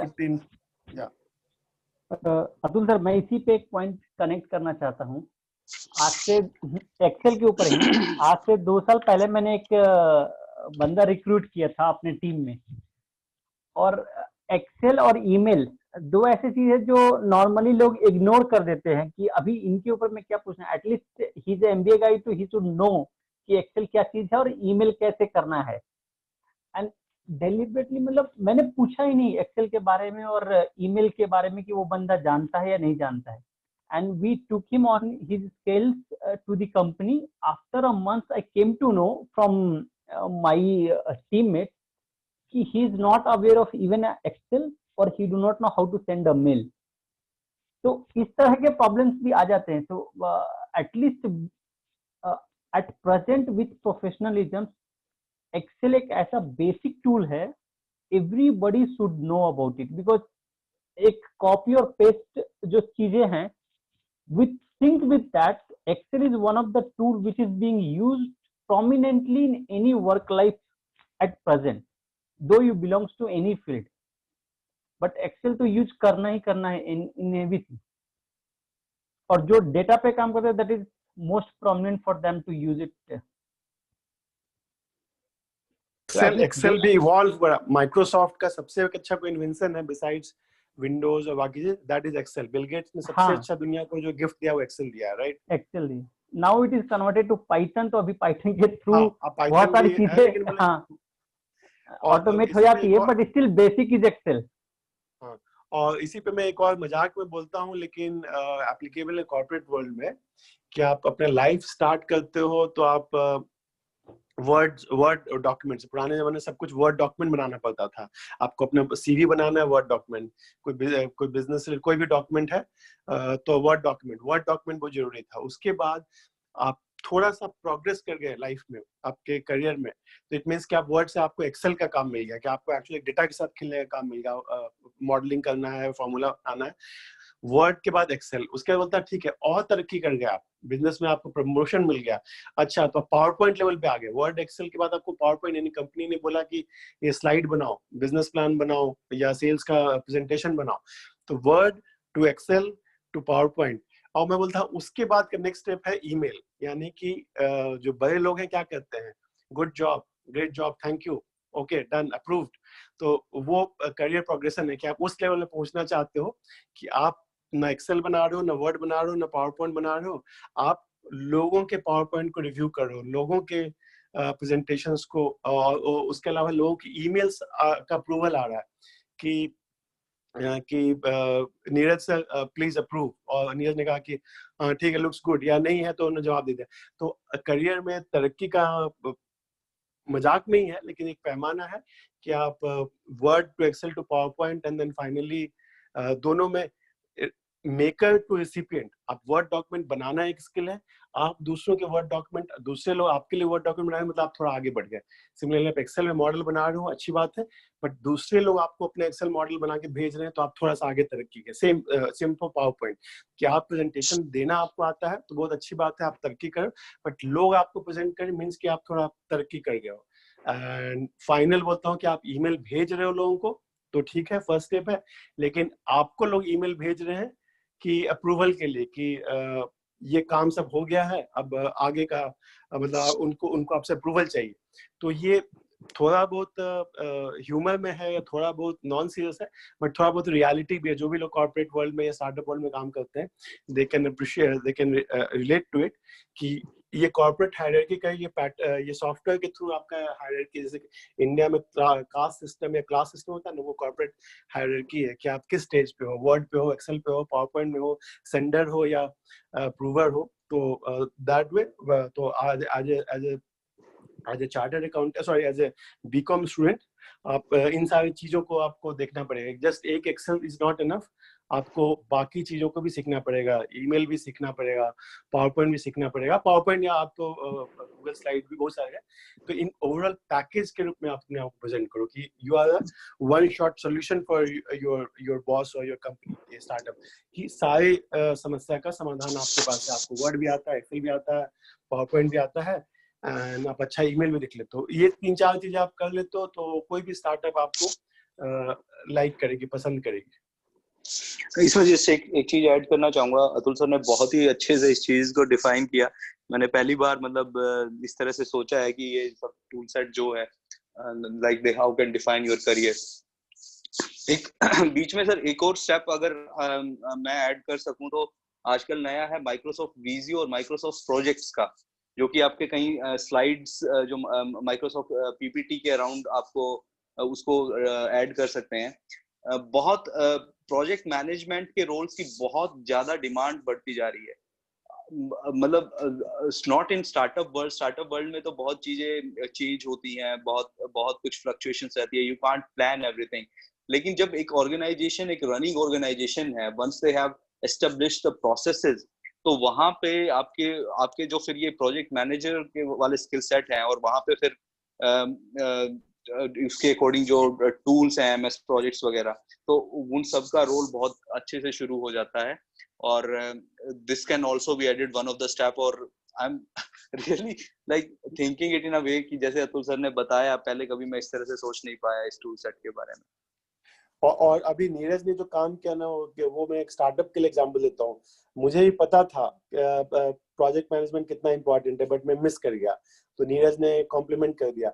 आज के जमाना में आपको टेस्ला ने स्पेसशिप लॉन्च किया, एलॉन मस्क ने स्पेसशिप लॉन्च किया स्पेसएक्स में। आज कोरोना क्राइसिस चल रहा है, इंडिया में नरेंद्र मोदी और यूएस में, पूरे वर्ल्ड के हर कंट्री में कोई ना कोई मैनेज कर रहा है। But there's one skill which everybody is needing, or because of which they're making progress or they're making failure, या लोगों की जान जा रही है, and that is project management. World की बड़ी बड़ी प्रोजेक्ट्स दुनिया की हुई हैं, चाहे स्पेसशिप लॉन्च करना हो, चाहे इलेक्शन लड़ना हो, चाहे स्टार्टअप शुरू करना हो, प्रोजेक्ट मैनेजमेंट के बिना कुछ हो ही नहीं सकता। Ultimately life is a project बहुत सिंपल है। मैं सिंपल टर्म में कोशिश करता हूँ एक्सप्लेन करने का भी। हर प्रोजेक्ट में प्रोजेक्ट का एक गोल होता है, डेडलाइन होता है, बजट होता है, टीम होते हैं, स्टेक होल्डर। तीन चार चीजों को आप समझ लिया तो फैमिली में शादी भी हो रही है ना, तो एक प्रोजेक्ट है। शादी का जो सबसे अच्छा जो मैनेज करता है एक मैरिज को, तो क्या करता है वो प्रोजेक्ट मैनेजमेंट। देखते हो आप सबके फैमिली में, फ्रेंड सर्किल में होगा, या कॉलेज में कोई फंक्शन पार्टी हो रही है, तो जो पार्टी ऑर्गेनाइज कराता है वो एक प्रोजेक्ट मैनेजर है, क्योंकि उसको पता है कि अच्छा अजय तुम केटरिंग देख लेना, विजय तुम म्यूजिक वाला देख लेना, अमित तुम ये क्या कहते हैं डांस फेस्टिवल का, या कहाँ पे हमारा ये पार्टी होगी वो वेन्यू बुक कर लेना। तो ये सारी चीज असाइन कौन करता है? Project manager. एक बर्थडे पार्टी में भी प्रोजेक्ट मैनेजर चाहिए होता है, एक शादी में प्रोजेक्ट मैनेजर चाहिए होता है, और एक स्पेसशिप पे लॉन्च करने में प्रोजेक्ट मैनेजर चाहिए। तो प्रोजेक्ट मैनेजर के बाद, और उसके लिए एक चीज लास्ट चीज, प्रोजेक्ट मैनेजमेंट के लिए सर्टिफिकेशंस आती हैं। PMP बहुत वैल्यूबल सर्टिफिकेशन होता है, वो कर लोगे तो आपका एम्प्लॉयबिलिटी हमेशा बना रहेगा, क्योंकि आजकल हर कंपनी में था। और एक ही उसमें नया चेंज आया लास्ट कुछ सालों में कि ट्रेडिशनल प्रोजेक्ट मैनेजमेंट की जगह बहुत सारे कंपनीज स्क्रम मेथोडोलॉजी और अजाइल मेथोडोलॉजी में आ रही है। वो होता है वाटरफॉल, कि आप पहले प्लान करते हो, फिर उसके बाद डेवलप करते हो, उसके बाद ये करते हो। पुराना तरीका था प्रोजेक्ट मैनेजमेंट का। अब आ गया नया मॉडल सॉफ्टवेयर वर्ल्ड में स्पेशली, या बहुत सारी कंपनीज भी यूज करती हैं कि अजाइल या स्क्रम। उसमें क्या होता है कि छोटी छोटी मीटिंग होती है, छोटी टीम, एक सुबह में मीटिंग हो गई, एक शाम में मीटिंग हुई, आज क्या क्या करना है, सबको काम असाइन, और मल्टी फंक्शनल टीम एक साथ मिलकर बैठती है, डिस्कस करती है, और फिर उसके बाद करके फिर अपडेट कर देती है शाम को। तो सुबह शाम एक मीटिंग एक सुबह में एक शाम में हुआ, एंड दैट्स इट। तो स्क्रम और प्रोजेक्ट मैनेजमेंट, ये दो चीज आप, स्क्रम और अजाइल दोनों मतलब क्यों ना, दोनों भाई बहन, ये अलग अलग मेथोडोलॉजी और नोमेनक्लेचर है। तो स्क्रम मेथोडोलॉजी सीख लो और प्रोजेक्ट मैनेजमेंट सीख लो, तो इन दोनों का सर्टिफिकेशन लेखोगे तो देखना कि मार्केट में कितनी डिमांड है। हर जॉब आप गूगल पे जाके सर्च करो, किसी भी जॉब सर्च इंजन पे, जो भी सर्च इंजन यूज करते हो, लिंक्डइन पे या मॉन्स्टर पे या याहू पे, सबसे ज्यादा जॉब आपको कहाँ मिलेगा? प्रोजेक्ट मैनेजर का जॉब मिलेगा। तो प्रोजेक्ट मैनेजर का जॉब आपको, और वो आपके एज ए बीकॉम स्टूडेंट भी, आप फाइनेंस अकाउंटिंग जानते हो, कॉमर्स जानते हो, लेकिन at the end of it वो किसके लिए आप फाइनेंस अकाउंटिंग कर रहे हो? अल्टीमेटली कोई प्रोजेक्ट हो रहा है, उसी में आपको अपना अप्लाई करना है ना, अपना अकाउंटिंग स्किल। तो प्रोजेक्ट में ही हम लोग सब लोग किसी न किसी प्रोजेक्ट में काम कर रहे हैं लाइफ में, चाहे वो पर्सनल प्रोजेक्ट हो, सोशल प्रोजेक्ट हो, या बिजनेस का प्रोजेक्ट हो। होपफुली मैंने ठीक ठीक बोला नीरज एंड यू। या बिल्कुल सर, आपने अजाइल वगैरह की बातें की। बहुत डिमांड है। मैं मतलब जितने भी यंग जनरेशन से लोग हैं, फ्रेशर्स हैं, या अभी कुछ पढ़ रहे हैं, या इनिशियल फेज ऑफ करियर में है, मैं कहूँगा कि इसके अराउंड जो भी सर्टिफिकेशन है, ट्राई कीजिए जितना जल्दी आप उन सब चीज़ों को कर पाएं, क्योंकि बहुत ये नई चीज़ है, मार्केट में बहुत डिमांड है। स्क्रम मास्टर का सर्टिफिकेशन होता है, एक ASCP होता है, agile certified practitioner something they call it. PMP पुराना है लेकिन स्टिल बहुत रेलिवेंट है। और इन सब के सर्टिफिकेशन अगर आपके प्रोफाइल पे दिखते हैं तो it catches I of recruiter. मैं भी किसी रिज्यूम को आज के टाइम पे देखता हूँ, अगर मुझे कुछ सर्टिफिकेशन वहाँ पे सीधा ऊपर नजर आ रहा है तो मैं सर्टेनली मेरा मन करता है चलो ठीक है एक बार बात तो करना बनता है, नहीं तो कई बार दिखता है कि बड़ा खाली सा रिज्यूम है, पता नहीं बंदे ने लाइफ में किया भी है कि नहीं किया है कुछ।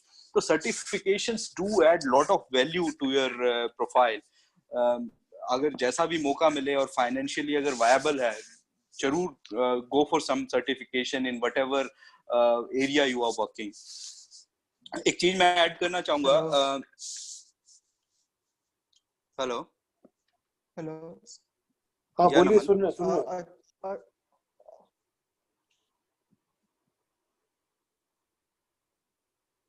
Naman, you want to speak something? I was telling that you were saying about some certifications, and also you laid some emphasis on accounting. So, what about the global certifications like ACCA, Chartered Accountancy certifications? So, do they have some value, or like they're not worth it? I am not from accounting background. Atul sir can speak more about it if he is having some knowledge. But मैं एक general बात कहूँगा।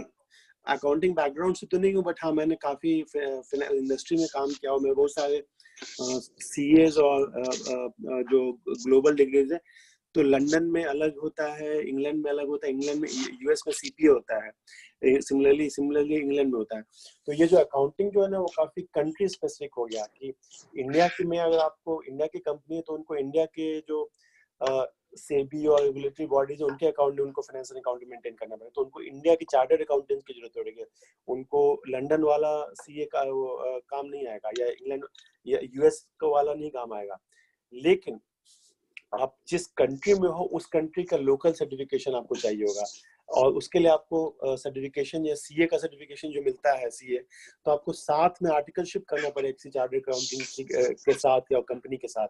Similarly आपको CPA बनना है, US में CPA होता है, तो सीपीए बनना तो आपको किसी के साथ आर्टिकलशिप करना पड़ेगा किसी, और जो दुनिया की जो 4-5 बड़ी कंपनीज हैं जो कंसल्टिंग आप जानते हो, डेलॉयट, पीडब्ल्यूसी, केपीएमजी, अर्नस्ट एंड यंग, ये 4 बिग 4 हैं, और बाद और भी कुछ है, लेकिन ये चारों दुनिया चलाती है बहुत वे में। तो इन चारों का जो सबसे बड़ा जो प्रैक्टिस है ना, उनका ऑडिट प्रैक्टिस होता है। वो क्या करते हैं, कोई भी कंपनी हो, बड़ी कंपनी हो, तो उनको किसी ना किसी इस ऑडिट फर्म से कराना पड़ता है। तो गवर्नमेंट का प्रोजेक्ट हो, भारत सरकार का प्रोजेक्ट हो, या किसी स्टेट गवर्नमेंट का प्रोजेक्ट हो, या किसी बड़ी कंपनी का प्रोजेक्ट हो, अल्टीमेटली जब तक उनके फाइनेंशियल्स पे किसी सीए की मुहर नहीं लगेगी, किसी ऑडिटर की मुहर नहीं लगेगी, तब तक आगे नहीं बढ़ेगा। उनको जरूरी होता है, और उसके लिए एक बीकॉम ग्रेजुएट है, तो बीकॉम ग्रेजुएट का नेक्स्ट स्टेप नॉर्मली होता है कि वो सीए कर ले, और बाहर में करना है, यूएस में करना है तो सीपीए कर ले, बट उसके लिए आपको यूएस से लेना पड़ेगा। ऑनलाइन भी होता होगा, आई डोंट रिमेम्बर, लेकिन आपको कंट्री स्पेसिफिक लोकल आपको सर्टिफिकेशन लेना पड़ेगा, और जिस कंट्री में करना चाहते हो उस कंट्री में फिर से लेना पड़ेगा आपके पास। मेरे एक कलीग की काफी क्लोज फ्रेंड है, he came to US on transfer, not because उसकी कंपनी ने ट्रांसफर किया, कि उसकी wife she had done CA, and उसकी वाइफ बहुत बड़ी कंसल्टिंग कंपनी डेलॉयट, तो उनका ट्रांसफर हो गया डेलॉयट इंडिया से यूएस। वाइफ से केम एक प्राइवेट इक्विटी फर्म में 16 घंटे 18 घंटे काम करती थी, तो वाइफ का जॉब यहाँ क्यों ट्रांसफर, क्योंकि बहुत ट्रांसफरेबल स्किल है कि आपने एक जगह पे किया हुआ है, अब लेकिन दूसरी जगह पे आप यहाँ आकर आप उसी सीए के थ्रू आप सीपीए कर सकते हो, और फिर से आपको करना पड़ेगा। तो जिस एग्जामिनेशंस हो जाता है। हाँ, आपको लोकल कंट्री का अलग अलग, जैसे यूएस में अलग होता है, जैसे यूएस में होता है गैप होता है, जनरल अकाउंटिंग प्रैक्टिस, तो आपको गैप को जानना पड़ेगा। इंडिया में करो तो इंडिया में जो सेबी के रेगुलेशंस हैं उनको फॉलो करना पड़ेगा, या जो भी इंडिया के अलग अलग कंट्रीज का अलग अलग है, तो काफी लोकलाइज चीज होता है। अकाउंटिंग इज वेरी लोकल, कि हर कंट्री का अलग अलग अकाउंटिंग नॉर्म्स एंड लॉज होता है। Yeah, so I hope Naman, Atul sir has answered your question कि international certification की accounting के field में कितनी importance है। So accordingly you can see to it कि आपको अगर बाहर move करना है या कुछ ऐसा है, अगर आपके पास कुछ option है, तो you should go for international. Otherwise अगर India का ही है तो go for Indian certificates. India में काफी सारे certificates हैं accounting। Yeah. So my plan was like I'm going to in the next month, maybe two. I will be registering for the UKCA. So that's why I asked this question, because I want some तो hello. Definitely like Hey, countries के जो laws हैं accounting को लेके वो बहुत ही country specific है. अगर आप यूके के लिए अप्लाई कर रहे हैं तो डेफिनेटली आपको फिर उधर के लिए ही जॉब्स का सोचना पड़ेगा इन फ्यूचर यूरोपियन यूनियन में या यूके में जो भी जिस तरह की ऑप्शंस हैं. अगर अब वो कितना पॉसिबिलिटीज है इंडिया में बैठे बैठे मिलना नहीं है वो आप सब पहले रिसर्च करिए जरूर. मैं ये नहीं कहूंगा directly blindly go for that, क्योंकि कई बार होता है कि आपके जो वीजा लॉज हैं वो अलाउ नहीं कर रहे हैं. अब और आपने फिर सर्टिफिकेशन कर लिया है, अब वो उसकी इंडिया में इतनी वैल्यू नहीं है. मैंने बहुत सारे मैं लोगों को जानता हूँ जो यूके से एमबीए करके आए हैं. अब यूके में जो स्टूडेंट का वीजा का लो है वो कुछ ऐसा है कि आप कुछ टाइम तक रह सकते हैं, उसके बाद आपको वापस जाना ही पड़ेगा. तो यहाँ पे आके उनकी जो 25-30 लाख रुपए की एमबीए है उसकी वैल्यू बहुत कम हो जाती है.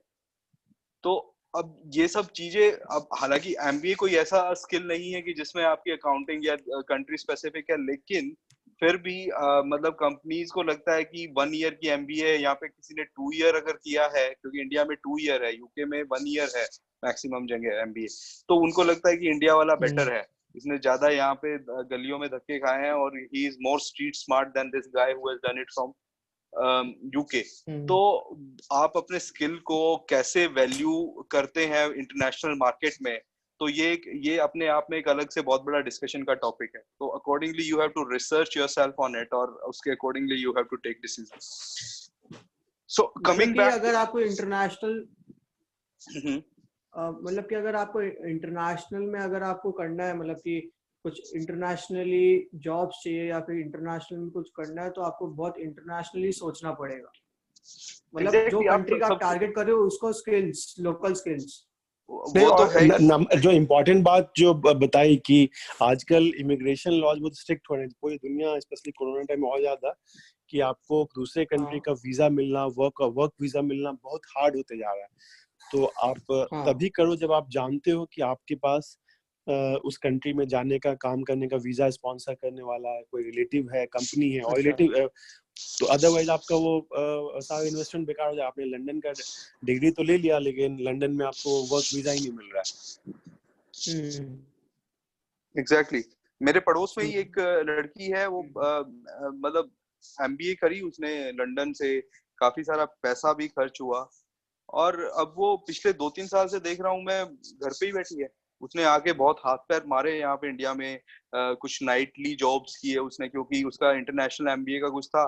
तो उन्होंने कहा ओके आपकी एमबीए यूके से है तो आपको यूके टाइम आवर्स में ही काम करना होगा या यूएस टाइम जोन में काम करना होगा. But finally she gave up और अभी मेरे को नहीं लगता वो कुछ कर रही है पिछले 1-1.5 साल से. तो आपकी इंटरनेशनल एजुकेशन कोई जरूरी नहीं है कि आपने बाहर से पढ़ लिया, आप लंदन से पढ़े लिखे हैं तो आप कोई बहुत अच्छा कुछ हो गया है. उसको किस तरह से आप मार्केट में प्रेजेंट करते हैं और कितनी उसकी वैल्यू है, वो बहुत अपने आप में सोचने वाली चीज है. बहुत लोगों की इंटरनेशनल एजुकेशन को मैंने बेकार होते हुए देखा है. तो coming back to one topic which I just want to discuss कि जो हमारे माइक्रोसॉफ्ट टूल्स की जो हम बात कर रहे थे अभी, मैं एक पुरानी स्टोरी इसमें थोड़ी सी बताना चाहूंगा.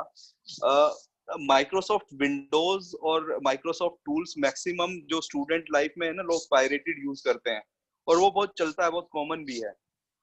तो मैं यही सोचता था कि माइक्रोसॉफ्ट इन सब चीजों पे इतना ध्यान क्यों नहीं देता, मेरे दिमाग में रहता था. फाइनली जब मैं आई केम टू कॉर्पोरेट लाइफ तो मुझे समझ आया. एक छोटी सी ऑर्गेनाइजेशन में मैंने बीच में थोड़े से दिन काम किया, बिल्कुल स्टार्टिंग की अपने करियर की बात बता रहा हूँ. तो वहां पे माइक्रोसॉफ्ट की प्रॉपर लीगल, मतलब उनके पास नोटिस लेके वो दिल्ली हाई कोर्ट से और पूरा साथ में पूरा लीगल टीम लेके, साथ में 20 बंदों की माइक्रोसॉफ्ट की टीम लेके उन्होंने वहां पे छापा मारा और चेक किया हर एक कंप्यूटर को बैठ के कि कौन से में लाइसेंस्ड वर्जन है टूल्स के, कौन से में नहीं है. तो जब मैं वहां पे बैठा हुआ था उन लोगों के साथ, तो मैंने उनसे ऐसी बात की कि मतलब पायरेटेड तो देखो इंडिया में बहुत यूज होता है, तो आप ऐसा क्या है मतलब कि अभी यहाँ पे इतना सब ये लेके आप टीम लेके आ गए हैं, इतना सब खर्चा किया है, नोटिस वगैरह निकलवाया है कोर्ट से, तो Microsoft supports piracy for students, क्योंकि उनको पता है अगर स्टूडेंट लाइफ में कोई विंडो पे काम करके आएगा या स्टूडेंट लाइफ में कोई एक्सेल वर्ड और ये सारे टूल सीख के आएगा, तो जब वो फाइनली कॉर्पोरेट जॉब में जाएगा तो he will be an asset, क्योंकि उसको वही आता है। और वही आते वाली बात नहीं है, जो जिसको जॉब देनी है उसको भी लगेगा कि ये स्किल इजीली अवेलेबल है मार्केट में, तो क्यों ना मैं यही वाले टूल्स अपनी ऑर्गेनाइजेशन में यूज करूं। तो कॉर्पोरेट में माइक्रोसॉफ्ट बहुत अच्छे से एनफोर्स करता है कि उनके सारे टूल्स प्रॉपरली लाइसेंस्ड हो, सब चीजें लाइसेंस यूज हो, लेकिन स्टूडेंट लाइफ में पायरेसी चलता है। और अब उन्होंने नया क्या कर दिया है कि अब वो ये नहीं कह रहे कि आप पायरेटेड यूज करो, वो स्टूडेंट्स को फ्री ऑफ कॉस्ट दे रहे हैं। अभी माइक्रोसॉफ्ट ने इंडिया में भी प्रोग्राम चलाया हुआ है, कोई भी कॉलेज का अगर आपके पास ईमेल आईडी है जिसमें आपका कोई कॉलेज या स्कूल का कुछ है, मतलब सपोज आपके स्कूल का नाम कुछ भी XYZ मॉडर्न स्कूल है, तो @modern school करके आपका कुछ भी ईमेल आईडी है, you can register for free for all the tools. आप ऑफिस 365 जो लेटेस्ट उनका ऑफिस वर्जन है उसको आप फ्री में डाउनलोड कर सकते हैं, आप उसको पूरा सीख सकते हैं, प्ले कर सकते हैं। तो Microsoft has come to that level कि वो स्टूडेंट्स को सीखने के लिए तो सब कुछ फ्री में दे रहे हैं और उसमें कोई टाइम लिमिट भी नहीं है, क्योंकि अल्टीमेटली उनको पता है कि अगर हम ये स्किल सेट और ये मार्केट पूरी तैयार कर देंगे एक बार, तो अल्टीमेटली हमें कमाना ही है। तो being students I would request कि अगर इस चीज को आप यूज कर सकें तो जरूर कीजिए। और दूसरी हम बात कर रहे थे ईमेल्स की, ईमेल कम्युनिकेशंस की। बहुत बड़ी बड़ी ऑर्गेनाइजेशन, फॉर्च्यून 500, फॉर्च्यून 300 ऑर्गेनाइजेशंस में मैंने काम किया। बिजनेस कम्युनिकेशंस की बहुत स्पेसिफिक ट्रेनिंग्स होती हैं। आपको ईमेल लिखना कैसे है, आपको ईमेल की ओपनिंग कैसे करनी है, बीच में क्या लिखना है, एंडिंग कैसे करनी है। 3-3 दिन के बाहर से ट्रेनर आते हैं, हाईली पेड ट्रेनर्स। ईमेल लिखना अपने आप में एक बहुत बड़ा स्किल है। मैं ये कहूंगा कि अगर आप इसको थोड़ा सा अपने टाइम निकाल के खुद से कहीं से पढ़ पाए, क्योंकि आजकल सब कुछ अवेलेबल है इंटरनेट पे, अगर आप एक अच्छा ईमेल लिख सकते हैं तो that can really make an impact to your initial career. और इसकी मैंने बहुत ट्रेनिंग्स अटेंड की है बिजनेस कम्युनिकेशन की, और वो बहुत रेलिवेंट है। और आपका जो ये स्किल अगर आप अच्छे से सीख गए ना, तो आप कम्युनिकेट जो करेंगे, और खासकर रिटन कम्युनिकेशन जो होता है, क्योंकि ईमेल्स बहुत इंपॉर्टेंट है कॉर्पोरेट लाइफ में, अगर वो इसी सीखे पे तो। नीरज की बात को जिसमें ऐड करना चाहूंगा कि हमने Word, Excel, PowerPoint, project management, visual सबकी बात कर ली, बट अल्टीमेटली आप किसी को मेल भेजते हो, उसमें बहुत अच्छा मेल आपने लिखा है, लेकिन आपका मेल कोई खोले तब तो हो सकता है वो तो आपका मेल पढ़े ही नहीं, क्योंकि आपका सब्जेक्ट लाइन ठीक नहीं था या मेल उतना अपीलिंग नहीं था। तो ऐसा आपका मेल होना चाहिए कि आपके मेल को लोग खोलें, पढ़ें और फिर उसको जवाब भी दें। मेल में बहुत लंबा मेल है, बहुत लोग नहीं पढ़ेंगे। बहुत ही मेल में अगर कुछ मिस्टेक्स हैं, स्पेलिंग मिस्टेक्स, ग्रामर मिस्टेक्स, तो फिर लगेंगे कि ये आपका इमेज थोड़ा ठीक नहीं रहेगा। तो वो मेल बहुत पावरफुल चीज है, और उसमें जो अगेन हाईलाइट करूंगा कि आपके मेल को सामने वाला पढ़े, और उसके बाद जो एक्शन चाहिए आपको, कॉल टू एक्शन है कि आपको जवाब चाहिए या आपको सामने वाले से इंफॉर्मेशन चाहिए या आप चाहते हैं कुछ रिव्यू करें, तो पढ़े। तो आपका ईमेल स्किल बहुत इंपॉर्टेंट है, जो नीरज ने बोला। मैं उसको हाईलाइट करना चाहता कि आपका मेल खोलने वाला होना चाहिए, कोई खोले उस मेल को। बहुत बार मेल आप भेज दिए, बड़े बड़े लोगों का ईमेल आपके पास है। आज के जमाने में आप चाहो तो बिल गेट्स का भी ईमेल बहुत आसान है, लेकिन बिल गेट्स आपके मेल को खोलेगा नहीं खोलेगा। उसके पास टीम है जो रिव्यू करती है किसके मेल को खोलना है, किसके मेल को मुझे पहुंचाना है। बिल गेट्स के पास समरी लेके जाएंगे, आज ये 30 मेल्स आपको देखना है, लेकिन आप उस 30 मेल के लिस्ट में आओ कि नहीं हो, वो आपके मेल के क्वालिटी पे डिपेंड करेगा, मेल के सब्जेक्ट लाइन पे, मेल के कंटेंट पे। जितना शॉर्ट में ब्रीफली आप अच्छे से कम्युनिकेट कर सकते हो ईमेल, तो दैट्स लाइक गिवन, मतलब उसके बिना करियर में आगे प्रोग्रेस करना मुश्किल है, क्योंकि आपका मेल कोई खोलता ही नहीं है, मेल कोई पढ़ता ही नहीं है, मेल को कोई जवाब ही नहीं देता। क्यों? क्योंकि आपका मेल स्किल इतना अच्छा नहीं है। राइट, होपफुली मैंने सही बोला। बिल्कुल सर। और जनरली मैंने देखा है कि स्टार्टिंग में मेल, ये सब चीजें कॉलेज में इतना सिखाई नहीं जाती है, और बच्चे बहुत ही गंदा सा मेल लिखते हैं, उसकी वर्डिंग बड़ी अजीब होती है, उसकी फॉर्मेटिंग बहुत गंदी होती है, हाई लिखने के बाद 4 लाइन का स्पेस दे दिया। तो इन पे थोड़ा ध्यान देना बहुत जरूरी है। ये चीजें वो हैं कि जो आपको एक इनिशियल इम्पैक्ट डाल के आपको एकदम एक अलग से एक एज दे सकती हैं। और अगर हम बिजनेस कम्युनिकेशन की बात कर रहे हैं तो I just want to highlight one more point, cultural aspect की अंडरस्टैंडिंग होना। क्योंकि जो पूरा जो वर्ल्ड है इट्स गोइंग ग्लोबल, आपको कल्चरल एस्पेक्ट समझ आनी चाहिए। मतलब मैं ये नहीं कहता कि अपने इंडियन कल्चर को भूल जाइए, लेकिन आप सामने वाले से बात कर रहे हैं तो आप उसको समझें कि उसकी भाषा में वो किस चीज को कैसे समझता है। काफी जो यूरोपियन कंट्रीज हैं बहुत स्ट्रेट फॉरवर्ड होते हैं, इंडियंस घुमा घुमा के बात करते हैं। उनके कुछ मतलब स्लैंग्स होते हैं, बोलने के तरीके होते हैं। अगर आप वर्बल कम्युनिकेशन, क्योंकि इतनी सारी कॉन्फ्रेंस कॉल, वीडियो कॉल्स आजकल होती है, और कोविड एरा में तो सब बहुत बढ़ गया है कि आप सब कुछ बातें ऑनलाइन ही कर रहे हैं। तो वो कल्चरल एस्पेक्ट की अंडरस्टैंडिंग बहुत इंपॉर्टेंट है। इसकी बहुत ट्रेनिंग होती है कॉर्पोरेट में। और अगर आप स्टार्टिंग में अगर आपके पास वो एज है कि आप समझते हैं कि एक गोरे से आप बात कर रहे हैं तो उसको किस तरह से ग्रीट करना है, क्या आप छोटा सा एक स्टार्ट कर सकते हैं, हाउ इज वेदर टुडे, ये वो। तो ये सारी चीजें अगर आप स्टार्टिंग से समझ के चलेंगे तो डेफिनेटली आप एक बहुत अच्छा लीप ले सकते हैं करियर में। मैं एक और एग्जांपल लेना चाहूंगा पीपीटीज का। अतुल सर ने बात की पीपीटीज वगैरह बहुत जरूरी है, आप अपने वर्क को अच्छे से प्रेजेंट कर पाए। मैंने अपने कॉर्पोरेट लाइफ में एक ट्रेनिंग अटेंड किया पीपीटी के लिए, एंड यू वॉन्ट बिलीव कि वो पीपीटी की जो ट्रेनिंग थी किसने कराई। नेशनल स्कूल ऑफ ड्रामा का एक बंदा आता है, ठीक है, and he is really popular in Delhi NCR market for this training, particular PPT training. और वो जिस तरीके से ड्रामेटाइज करता है पूरे सीन को कि आप एक प्रेजेंटेशन दे रहे हैं, वो उसका पूरा का पूरा एक फिल्म बना देता है। हम बहुत सिंपल सा समझते हैं कि मुझे कुछ प्रेजेंट करना है, किसी को जाके बोलना है, मुझे 4 बातें बतानी है और मैं स्लाइड सामने टांग दूंगा और उसमें से वो सारे पढ़ के और बोल दूंगा। Presenting is itself an art.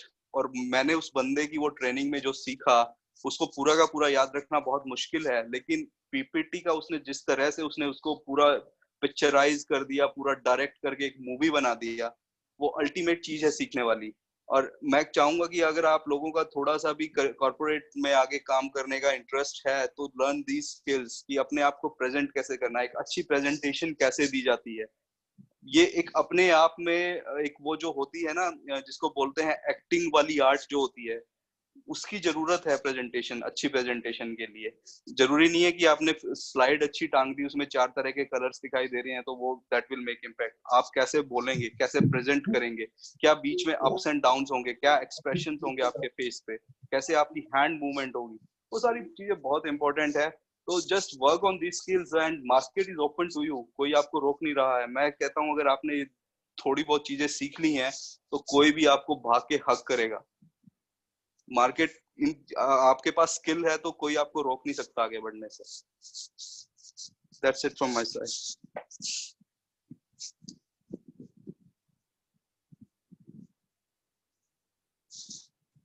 Atul sir, I think we are over time also. I think we are time. Who's Aman? You are managing the time. Are we done with the time, right? Yeah. Yes, sir. Anybody who has not spoken, yeah, new person who joined who did not introduce? No. It was a small group today, so I think let's close then. No, Aman, I would like you to close. Okay.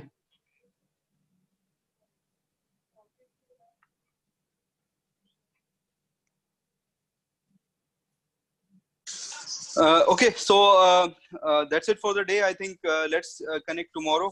And if possible, Aman, कल का क्या थोड़ा सा agenda रहेगा? If you can work with Vishal and you can put it on the group. और also जो भी कुछ नए लोग अगर आज किसी ने join किया है तो just give whatever links we have for our communities, LinkedIn और अपना जो भी groups हैं, Telegram, WhatsApp, so that people can join there and they can get more information. Thank you, guys. Thank you, sir. Good night to all of you. Yeah.